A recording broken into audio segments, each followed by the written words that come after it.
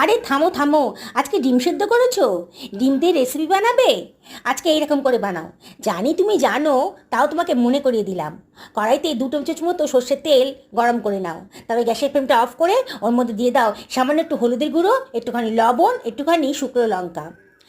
তারপরে একটু ভাজা ভাজা মতো করে গ্যাসের ফ্লেমটা জ্বালিয়ে দাও।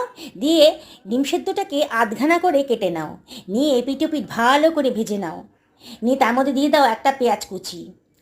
এর মধ্যে দিয়ে দাও খানিকটা লঙ্কা কুচি। আর দিয়ে দাও একটুখানি টমেটো কেচাপ। আর তারপরে দিয়ে দাও 1 চামচ মতো সোয়া সস। বেশ নাড়াচাড়া করে নাও। গ্যাসের ফ্লেমটা কিন্তু হাইতেই রেখো। একটু নাড়াচাড়া করে নাও।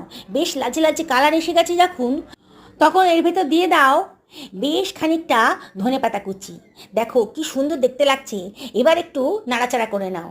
এবার প্লেটে করে খাওয়ার পালা। খেয়ে কিন্তু বলবেই বলবে কি দারুণ।